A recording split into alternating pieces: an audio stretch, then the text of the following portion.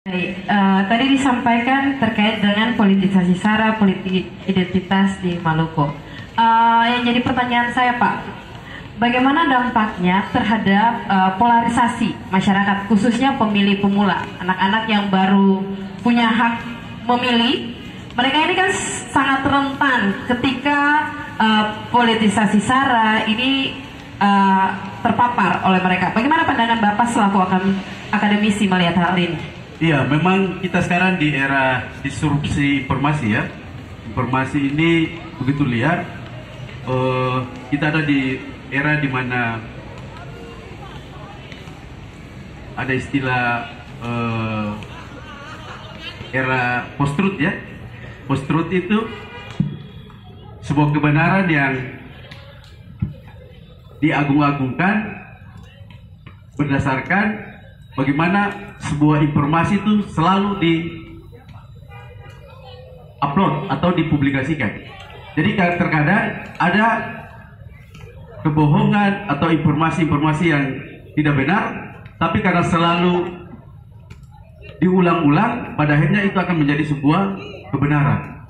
Dan saya kira sekarang dengan perkembangan teknologi informasi, berbagai platform media, apakah itu Facebook, medsos, ini menimpa generasi Z ya, sehingga betul-betul mereka bisa memaknai bahwa keberadaan mereka sebagai bagian dari sebuah komunitas di wilayah Maluku memiliki norma-norma, nilai-nilai budaya yang harus dijunjung tinggi. Maka kedaulatan komunitas, bahkan kedaulatan bangsa itu tidak ada sama sekali. Semua orang berhadapan-hadapan dalam situasi dengan komunikasi yang bersifat di dunia maya internet. Banyak sekarang televisi mengadopsi berbagai informasi yang disiarkan oleh media-media sosial. Kami KPU di kegiatan diskusi ilmiah yang walaupun di kesempatan sore hari ini dengan sangat sederhana, tetapi tidak menyederhanakan kualitas daripada proses diskusi kita di sore hari ini. Secara rigid, secara mendetil, agar kiranya pemahaman kita mau ambil. Nah, pertama, saya berangkat dari bagaimana ketika konstitusi kita diamandemen dan diberikan sebuah mandat yang luar biasa dari negara, dari konstitusi kita terhadap setiap individu di dalam negara, yaitu setiap orang memiliki kedaulatannya. Ketika tadinya mekanisme pemilu itu dalam menentukan pemilihan menentukan pemimpin itu justru ditentukan oleh lembaga tertentu, yaitu pemilihan secara demokratis, tetapi dia dianggap terbatas, yaitu bagaimana DPR menggunakan fungsinya untuk menentukan pemimpin di setiap daerah dan wilayah. Juga mestinya bukan hanya kedaulatannya, tetapi bagaimana kesejahteraan itu didistribusikan. Sayangnya itu tidak timbal balik antara kekuasaan yang diberikan kepada rakyat, lalu pendistribusian ekonomi tidak didistribusikan. Bagaimana Katong bisa meyakini anak-anak yang baru coblos ini, baru pertama kali mencoblos, baru pertama kali tahu tentang dunia politik, bahwa pilihanmu adalah milikmu, hakmu, dan tidak boleh diintervensi oleh siapapun, termasuk orang tuamu. Ya, itu saja sih Pak pertanyaan dari saya. Terima kasih. Revisi undang-undang tersebut selaku penyelenggara pemilu. Nah, kira-kira dampaknya terhadap demokrasi, apakah harus dipertahankan atau memang harus diberantaskan begitu? Nah, kira-kira pandangan dari Pak Said, dari politisi, dua-duanya. Terima kasih. Assalamualaikum warahmatullahi wabarakatuh. Gitu loh, ataupun juga tidak mengawasi hal itu kepada tiap parpol, dan harus ada yang namanya evaluasi berkala di tiap-tiap kader perempuan dalam hal ini untuk meningkatkan kapabilitas maupun juga kecapakan mereka terkait dengan isu-isu yang dibawa. Kemudian yang kedua adalah terkait dengan awareness kita sebagai masyarakat, maupun juga entah yang sudah mengikuti pemilu beberapa kali maupun juga untuk pemilih pemula. Saya rasa mungkin karena selama ini awarenessnya tuh kurang, sebab Katong masih menjadikan pemilu itu ajang ritual 5 tahun sekali gitu. Jadi setelah pemilu ya udah, gemanya tuh selesai. Apakah pihak KPU sendiri sudah melihat hal ini dan juga memetakan bahwa bakal ada program, misalnya saja ada mosi ataupun juga ada trik-trik lah untuk mempertahankan sehingga awareness untuk menaikkan lagi kepekaan kita terhadap angka partisipasi terkait dengan demokrasi maupun juga hal-hal yang berkaitan dengan pembangunan iklim politik di daerah ini akan berlanjut. Itu saja. Adalah soal edukasi. Pendidikan politik sedini mungkin sudah diperkenalkan pada ruang keluarga untuk betul-betul bisa memastikan bahwa pilihan keputusan politik untuk menilai seorang yang layak untuk dipilih itu berdasarkan kompetensi track record yang betul-betul dimiliki oleh seorang calon pemimpin. Ya, memang kelihatannya gambarannya seolah-olah ada yang marah dengan fenomena yang terjadi di negara kita, terutama berkaitan dengan soal keputusan Mahkamah Konstitusi yang kemudian melakukan perubahan yang sangat fundamental ya. Apakah itu dalam perspektif situasi politik di DKI Jakarta, tapi yang pasti bahwa selama ini kita selalu mengajarkan kepada mahasiswa kita bahwa setiap orang itu punya hak untuk dipilih dan memilih. Karena itu batasan-batasan yang selama ini dilakukan oleh para pimpinan partai politik, saya kira ini sangat merisaukan ya. Jadi kita bicara soal demokratisasi itu kan kita bicara soal dari rakyat, oleh rakyat, dan untuk rakyat. Alasan bapaknya melakukan intimidasi itu karena pasti punya alasan bisa dapat kehilangan pekerjaan. Ya itu juga masih mungkin berhubungan dengan anaknya. Tetapi karena kemerdekaan demokrasinya dia itu bisa mengancam bapaknya, bapaknya mengancam dia, itu juga menghilangkan aspek demokrasinya. Nah, ini kerja berat untuk kita diskusikan.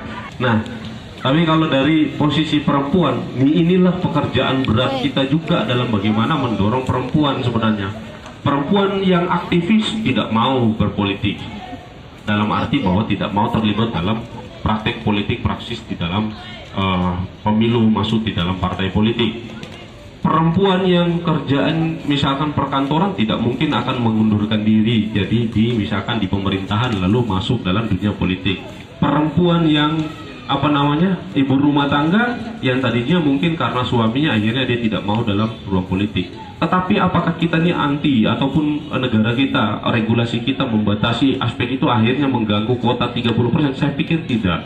Karena ternyata ini banyak aspek yang mempengaruhi hingga akhirnya keterpilihan perempuan itu justru terjadi masih minim dalam bagaimana duduk di jabatan yang khususnya di DPR. Itu karena apa? Itu karena pertama memang partai politik juga Bang untuk memenuhi kuota 30% paling susah untuk mencari perempuan. Bahkan perempuan, kalau dari pengalaman saya penyelenggara pemilu di kabupaten kota, di salah satu kabupaten kota di Maluku, yaitu sudah 10 tahun dalam persoalan terkait pendaftaran partai politik lalu kuota 30%, partai politik itu ngos-ngosan cari orang perempuan untuk masuk di dalam kuota 30% itu, yang akhirnya ketika tidak ada kuota 30%, maka komposisi untuk calonnya itu dirubah.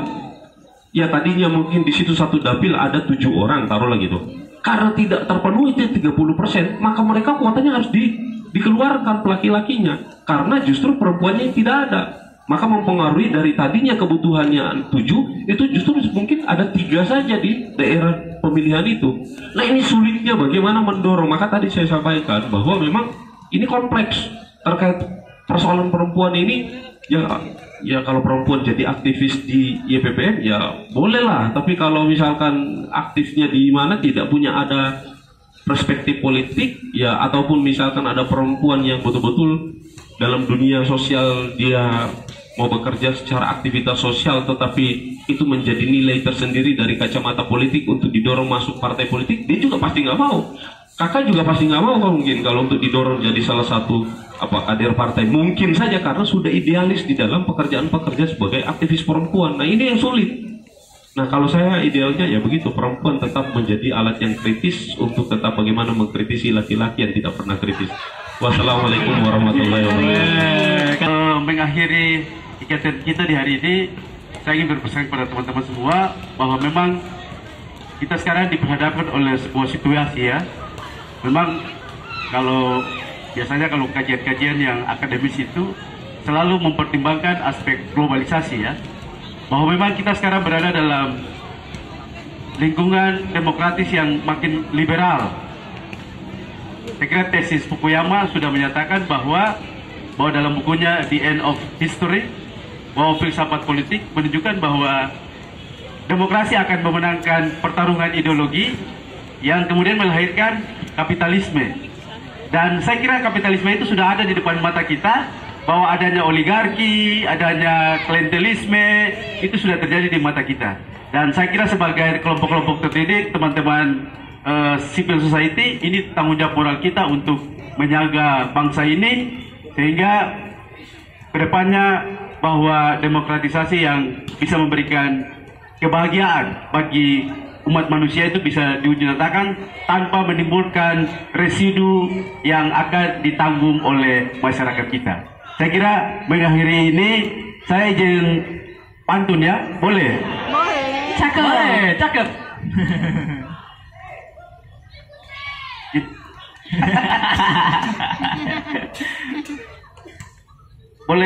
boleh cakep ya? Boleh dong. Ke Pasar Mardika membeli beras. Cakep. Jangan lupa membawa uang. Iya. Cakep. Politik uang harus dibasmi dengan keras agar Maluku maju dan gemilang. Konsistensi itu penting. Konsistensi dan komitmen dari setiap kalimat yang terucap itu adalah bagian yang terpenting untuk dijaga. Hari ini YPPM mengingatkan beta terhadap satu komunitas, walaupun dia kecil tetapi dia berkualitas. Maka mudah-mudahan teman-teman dari entitas yang kecil ini dia akan menyebar luas menjadi sebuah kekuatan yang besar dan berkualitas. Mungkin dari beta itu saja. Wassalamualaikum warahmatullahi wabarakatuh, tanpa pantun. Wah, luar biasa. Tadi dibilang sama Ode bahwa yang namanya politik itu mahal. Menurut beta sih ada tambahannya. Politik itu juga patriarki, teman-teman. Setuju ya? Saking patriarkinya politik itu, semua perempuan ya yang jadi tokoh politik dong sama foto tuh begini. Foto begini. Padahal sebenarnya perempuan sih mau foto begitu, abang. Foto biasa, foto gini. Atau gini. Tapi senggolin nggak nih ya?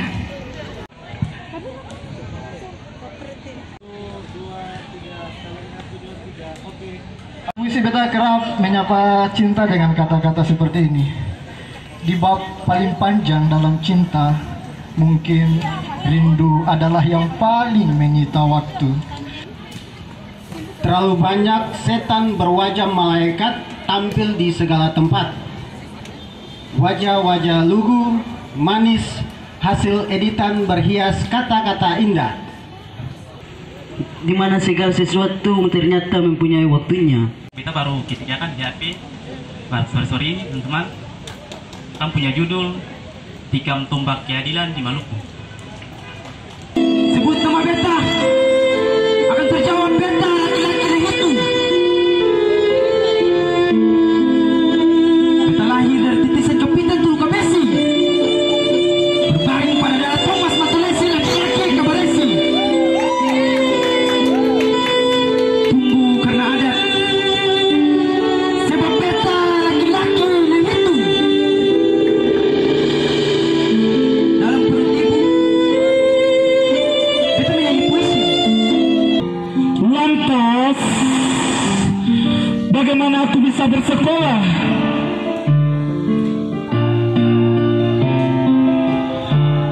Bagaimana aku bisa meraih gelar sarjana?